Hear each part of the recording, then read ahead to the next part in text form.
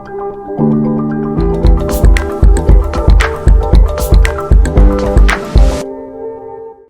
kalau kita ngomongin pariwisata halal, wisata halal, itu kaitannya dengan industri halalnya. Jadi wisata halal itu ini koneksi dengan UMKM-nya kah atau segala rupa. Jadi wisata halal itu bagian dari industri halal. Industri halal yang dikerjakan di seluruh dunia itu finance, keuangan. Terus udah gitu ada fashion, modest fashion, ada farmasi, ada food and beverage ya, makanan minuman halal. itu my industri sebelumnya. Oh ya, yang Del Monte ya kan ya. Oke, disebut. Terus kan banyak lagi gitu loh. Jadi itu bisa jadi pemikiran wisata halal itu bagian dari industri halal. Oh, jadi wisata dia halal. tujuh kan tadi. Keuangan Islam, farmasi ya. Food and beverage, kosmetik, modest, sama media dan rekreasi dan halal tourism. Iya 7. Iya, udah 7. Iya, udah benar 7. Oh, berarti yang namanya tourism halal itu bagian dari industri ini. Iya.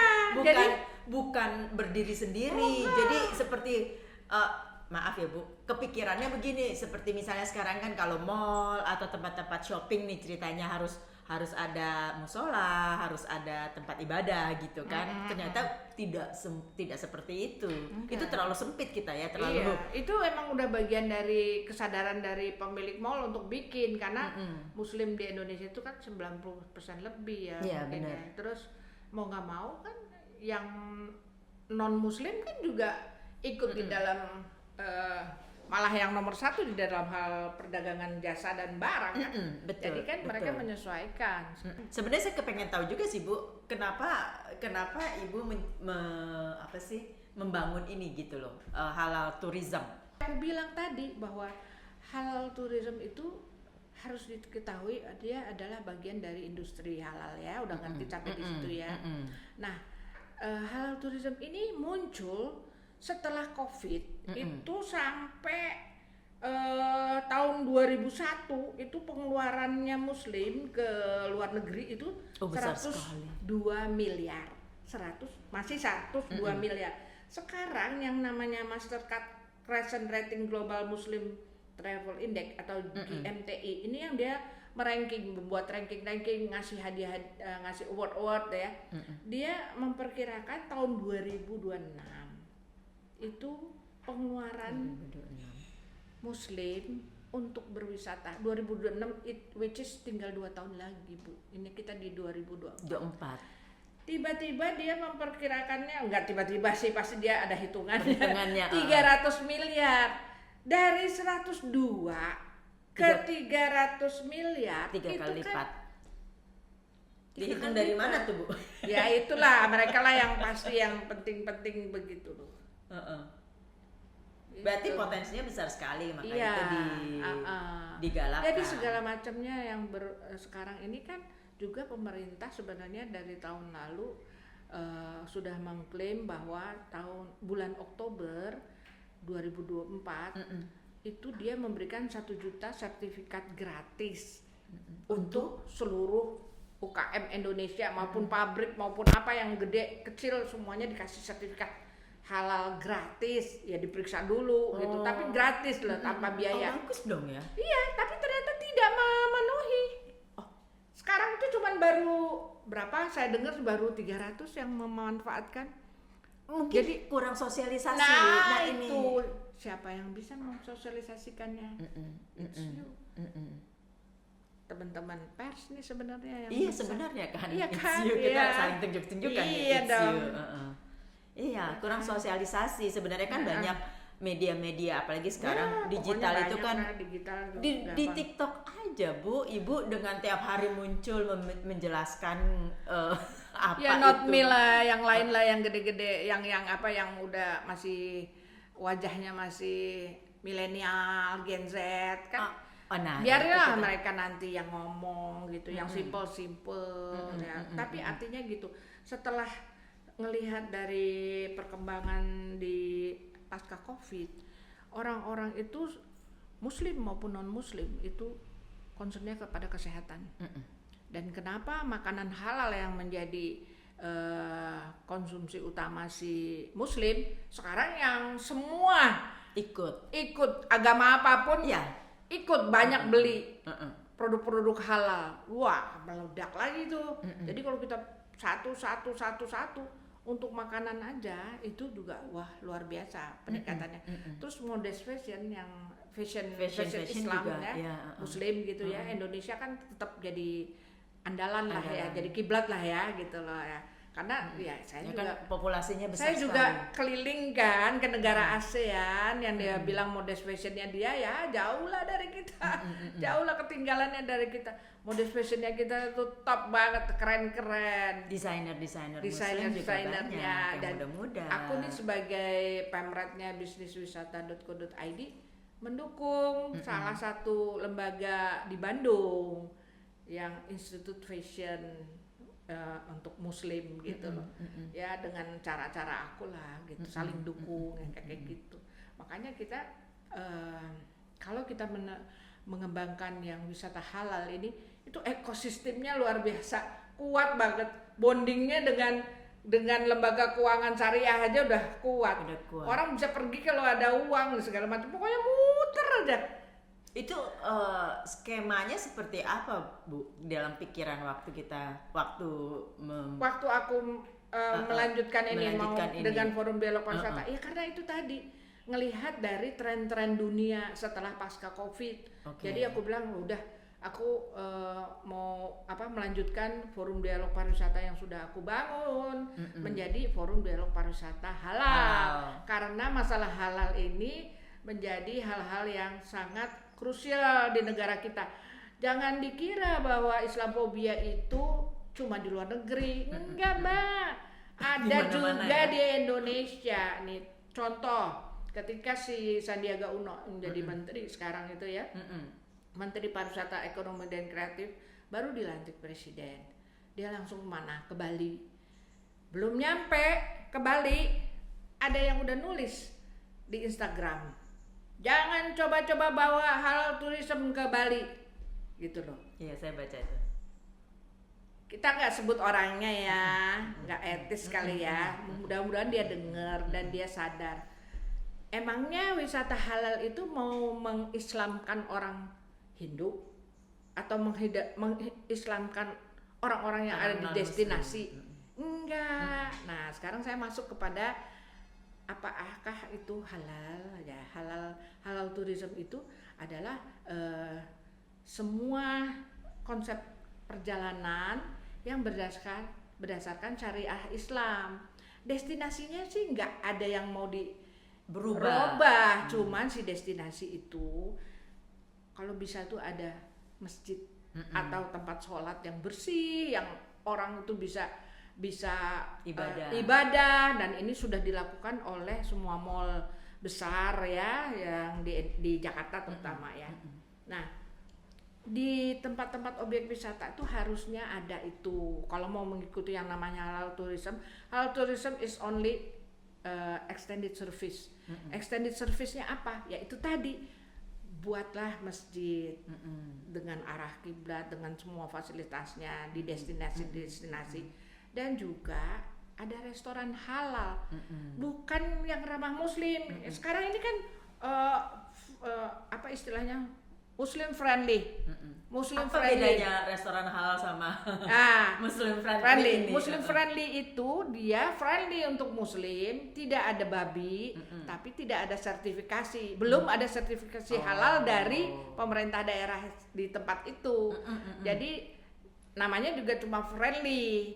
Jadi dia berupaya untuk supaya orang-orang yang makan di situ enggak ada babi, tapi makanan-makanan yang biasa. Tapi kan tidak menjamin. Yang dibilang halal tourism, mulai dari dia mendapatkan dagingnya, suppliernya itu udah harus Islam. Ayam harus dipotong berdasarkan bismillah. Daging sapi misalnya, dia menyediakannya sapi, itu harus terjamin bahwa itu dipotong berdasarkan syariat Islam. Jadi dia benar-benar bersertifikat halal. Itu bedanya antara yang halal tourism dengan Muslim friendly. Oke. Yang Muslim friendly hanya dia sekedar ramah Muslim. Ramah Muslim saja. Jadi aman untuk Muslim tapi tidak halal. Belum ada tentu halal. Belum tentu halal. Dan kadang-kadang orang tidak memiliki 2 dapur. Nggak bisa. Oh iya betul. Dia harus 2 dapur. Jadi kayak misalnya hotel dia menyediakan makanan di restorannya menyediakan halal dan haram. Ya harus 2 dapur. Nggak boleh 1 dapur terus di-serve bersama. Kalau dia pun di-serve bersama dia ada sudut tertentu, daerah tertentu. Ini non halal gitu ya. Nah, itu cuman baru dari 1 orang politisi Nasdem. Waktu itu dia di Nasdem. Yang kedua ini dari senator. Dari Bali juga. Dia nggak bolehin wanita berjilbab itu menjadi frontliner di Bandara Ngurah Rai. Ya, dia maki-maki lah tuh pejabat-pejabatnya segala macam. Karena dia kan senator. Kemudian yang terakhir 17 Agustus loh Bu. Oh iya, itu banyak. Ya itu kan itu masalah hijab juga. Nah jadi itu kan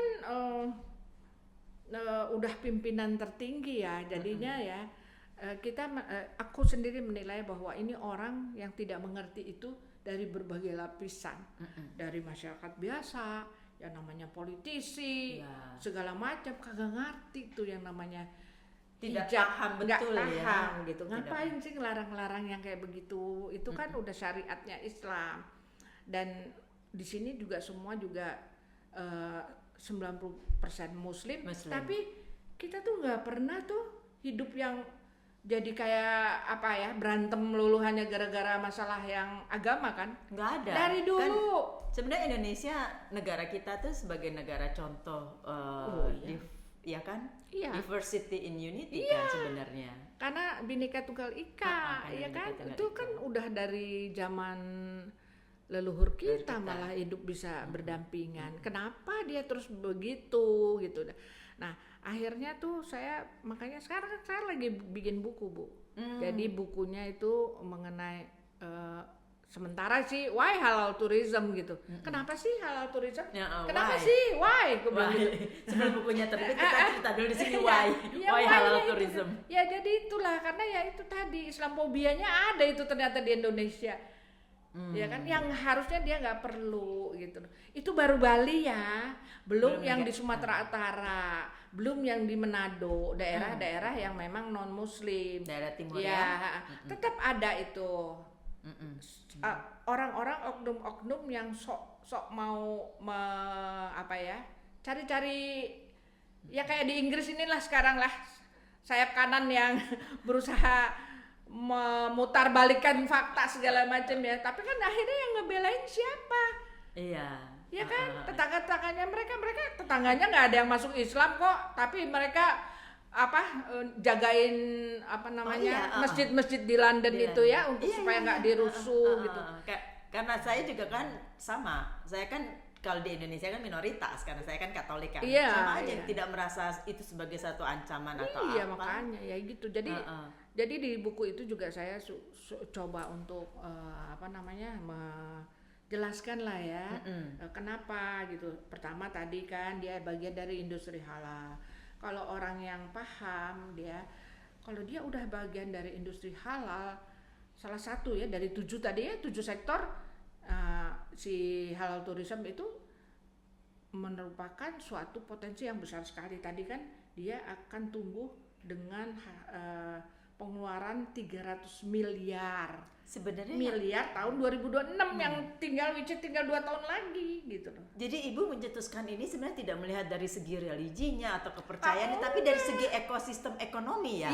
Bagaimana membangkitkan ekonomi kerakyatannya kita yang mayoritasnya adalah Muslim di negara ini untuk bangkit dan memperkuat ekonomi negara. Karena di luar negeri nih ya kita kan paham betul bahwa Jepang udah friendly Muslim ya, Singapura, Taiwan, Hong Kong itu kan semua juga berusaha menjaring wisatawan Muslim, dan pada kenyataannya kan kita sekarang dengan digitalisasi, kita di Jepang kita mau nyari restoran halal udah gampang. Gampang. Emangnya yang nyediain aplikasinya itu orang Islam? Belum Bukan. tentu.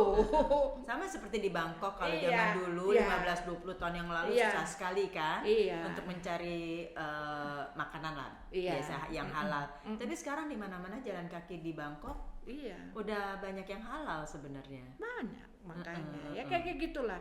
Jadi karena dia ini malah kalau kita mau bicara masalah-masalah ekonomi kerakyatan yang UKM segala macam, kembangkanlah ini wisata halal ini, karena namanya wisata, nggak usah pakai embel-embel halal atau apapun, namanya wisata itu memberikan dampak ekonomi yang luas kepada semua masyarakat.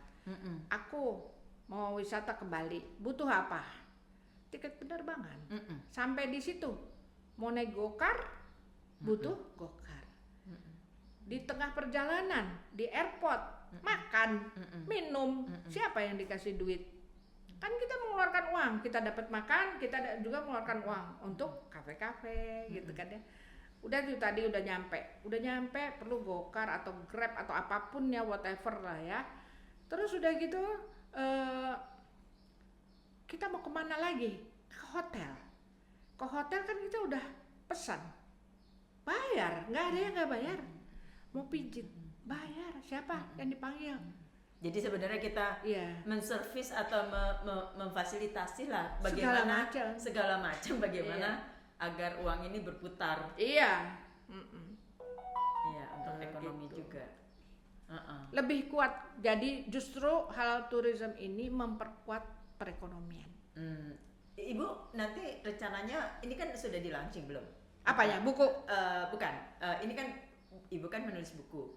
Tetapi kalau buku belum di kalau tourism halal ini halal tourism kan aku udah sejak kapan, Bu? Sejak ya lagi COVID aja aku tuh punya Sudah website, mulai. Bu. Punya itu. Punya website. Jadi sebenarnya sudah diworo-woro, sudah udah lama, udah lama disosialisasikan. Achievementnya sampai sekarang bagaimana? COVID kan Alhamdulillah. kurang lebih 4 tahun ya. Iya, alhamdulillah sudah banyak gitu ya.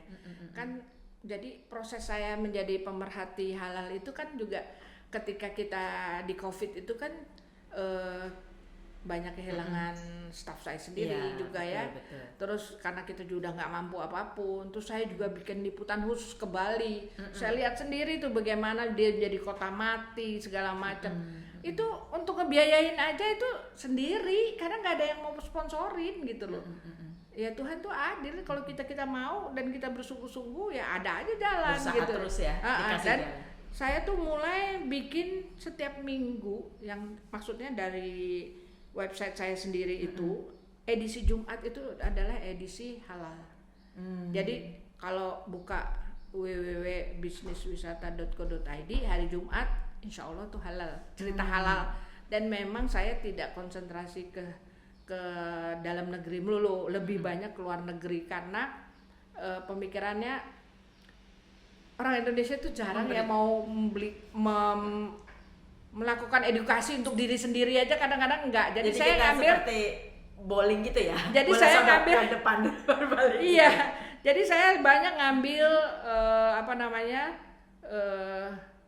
contoh-contoh dari luar gitu loh ya. Bukannya nggak ada berita Indonesianya, ada gitu.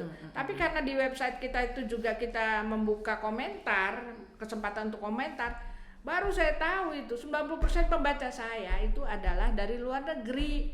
Kan heran dong, karena saya tuh pakai bahasa Indonesia loh. Oh ternyata tidak. Ada Google Translate ya. Mereka itu malah bilang terima kasih. Berarti sasarannya tidak kena dong, Bu. Maaf, sasarannya Ibu yang tadinya mau bukan mengedukasi, mensosialisasikan ini untuk dalam negeri, untuk Indonesia yang potensinya besar begini hampir 300 juta orang. Itu malah nggak ada. Enggak, tetap ada, Mbak. Ada. Kan konsepnya bisnis wisata itu bukan cuma halal, bukan wisata halal, dia tuh wisata global semuanya, dalam negeri, luar negeri. Nah, cuman setelah pas waktu COVID itu saya juga udah mulai belajar dan saya udah melakukan rubrikasi bahwa setiap Jumat adalah tentang halal, bukan tentang wisata doang. Jadi tentang industri halalnya itu tadi, makanya saya jadi ngerti tuh. Oh, ini bagian dari 7 sektor dari halal industri. Halal industri itu ada 7 sektor, termasuk obat-obatan, farmasi itu kan juga seluruh dunia juga sama semua. Dalam implementasinya gimana, Bu? Ya, dalam implementasinya kan ini ada kan kita kan berita-berita. sosialisasi kan, tapi dalam implementasinya dalam masyarakat. Oh, dalam masyarakat saya sih lihat udah bagus Udah ya, mulai cuman ya yang itulah tadi ya. Kan bulan Mei kita mendapat ranking terbaik tuh yang dari Mastercard tadi, GMTI itu yang istilahnya. Mastercard Crescent Rating Global Muslim Travel Index itu Indonesia sama Malaysia sama-sama di ranking 1. Cuman bedanya mungkin ada klasemennya ya, ada beda iniannya ya. Itu bulan Mei seingat saya ya. Tiba-tiba bulan Juni kemarin ada festival non-muslim. Apa tuh? Festival makanan tapi non-muslim. Jadi dia menggelar festival makanan babi lah dan sebagainya untuk non-muslim. Itu di Solo di mall. Terus juga lah kan Indonesia baru nerima sebagai level halal tourismnya nomor 1 di dunia ini. Bu, ini ada yang menggelitik nih ya, Bu ya. Kenapa mesti ada muslim and non muslim gitu loh? Kalau halal sendiri itu tidak apa-apa kalau bagi saya, karena kan halal, sedangkan untuk orang Yahudi kan dia ada kosher. Jadi kosher. Ya kan hampir sama gitu ya. Sama. Tapi kalau misalnya kita berbicara bahwa makanan non muslim atau muslim itu kan berarti menjurus. Gitu. Betul nggak, Bu? Tapi kalau Ibu bilang ini halal, itu kan universal. Iya. Jadi itu menggelitik memang sih, dia judulnya sangat ini ya, festival food itu yang gitu provokator jadinya kayaknya gitu kan, non halal memang dia bilang gitu. Makanya terus akhirnya oleh organisasi setempat di Solo itu mereka mereka protes gitu dan cuman maksudnya aku tuh nggak usah kita lihat dari situnya ya, ini negara baru menang ya kan, ya bangga dong, ikut dong, bangga gitu. Ngapain sih terus bikin langsung sebulan kemudian bikinnya? Tapi mungkin ada problem juga, Bu, bahwa hanya segelintir orang yang tahu Indonesia ini menang dari segi indeks. Itu berita dunia, Pak. Lembaganya aja lembaga dunia. Ya, kita bisa juga berasumsi ya bahwa itu tidak semua orang membaca atau aware lah. Ya tahu misalnya. Atau peduli. Makanya ini jangan sampai berhenti karena selalu muncul hal-hal yang baru seperti itu. Keinginan-keinginan untuk ya semacam begitulah ya. Padahal kan nggak perlu, karena makanan halal tadi ya kan, yang makan itu bukan cuma orang Islam. Oh iya, kita juga makan. Semuanya juga makan, lebih bagus untuk kesehatan gitu. Setuju banget itu. Setuju banget kan. Sehingga akhirnya ya even fashion juga sama, Bu. Fashion juga bisa. Orang fashion juga kita pakai juga. Kita tuh keren-keren loh, coba deh. Buka deh di Google deh. Udah, apa-apa pun sekarang kan bukanya Google. Iya, seperti baju apa sih yang terusan gitu kalau perempuan? Modest itu namanya, jadinya kayak baju muslim. Baju muslim gitu. Apa ya yang terusan yang kita juga pakai kok. Iya. Kayak India gitu iya, apa namanya?